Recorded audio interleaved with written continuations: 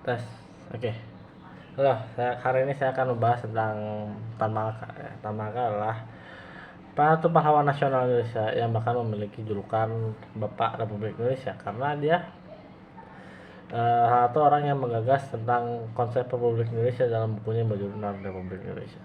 Tan Malaka lahir pada tanggal 2 Juni 1897 di daerah 50 kota di Hindia Belanda. Pada tahun 1908, Tan Malaka bersekolah di Quick School atau sekarang disebut SMA Negeri 2 Bukit Tinggi dan juga di Sekolah Guru Negeri. Pada tahun 1913, Tan Malaka lulus dari pendidikannya dan pulang ke desanya, dan juga dia diberikan penganugerahan gelar adat yang cukup tinggi, yaitu Datu.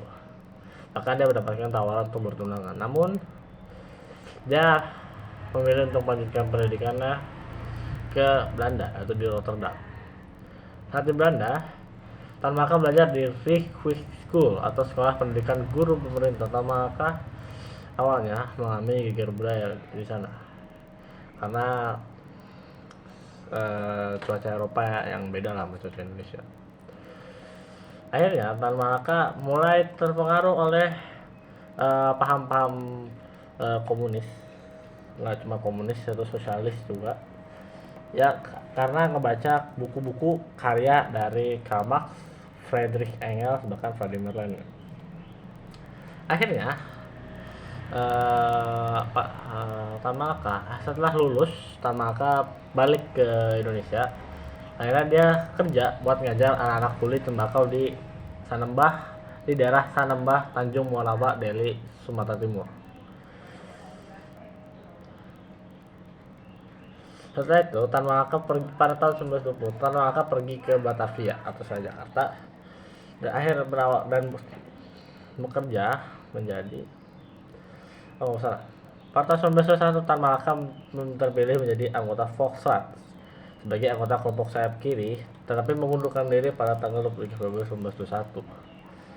Dia kemudian meninggalkan Batavia dan pergi ke Yogyakarta pada awal Maret 1921 dan tinggal di rumah Sutopo, seorang mantan pemimpin Budi Utomo. Pada waktu itu, Sarekat Islam itu terpecah dari dua. Ada Sarekat Putih, ada Sarekat Islam Merah. Sarekat Islam Merah itu condong komunis, sedangkan Sarekat Islam Putih itu condong ke Islamik. Sarekat Merah yang dipimpin oleh Semaun dan berpusat di Semarang. Tan Malaka akhirnya disuruh Mas Maun buat ke gabung sama PKI. Ya, pergi ke Semarang dan dia disuruh bergabung PKI, akhirnya dijauhin oleh PKI gitu kan. Setelah bertahun-tahun perjuangan, akhirnya dia diasingkan ke Kupang karena dia terafiliasi sama Partai Komunis gitu ya. Setelah kemerdekaan pada tanggal 17 Agustus 1945, ternyata Tan Malaka itu memiliki pandangan yang berbeda dengan Soekarno dan juga Hatta gitu ya. Karena masa memiliki perbedaan pendapat, akhirnya karena masa tidak dihargai, akhirnya Tan Malaka itu akhirnya memberontak. Dan setelah beberapa waktu pemberontakan, akhirnya Tan Malaka tewas ditembak mati di kaki Gunung Wilis di Selopanggung, Kabupaten Kediri, setelah penangkapan dan penahanannya di Desa Panje.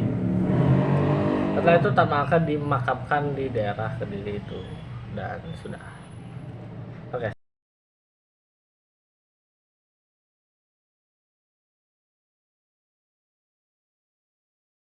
Sekarang kita ke bagian pendapat saya.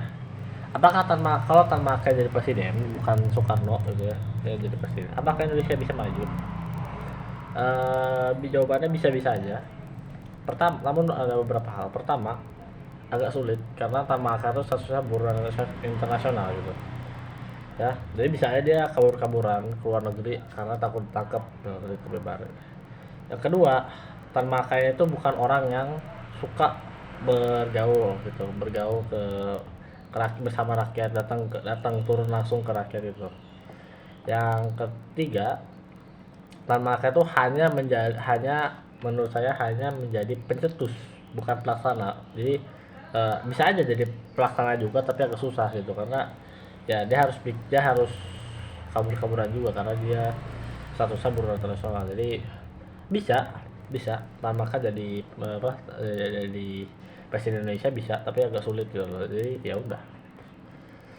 Ya, terima kasih video video dari ini, video dari saya. Walaupun banyak kesalahannya, banyak banget kesalahan, banyak salah baca, banyak diemnya. Ya maaf, ini tugas doang ya Allah.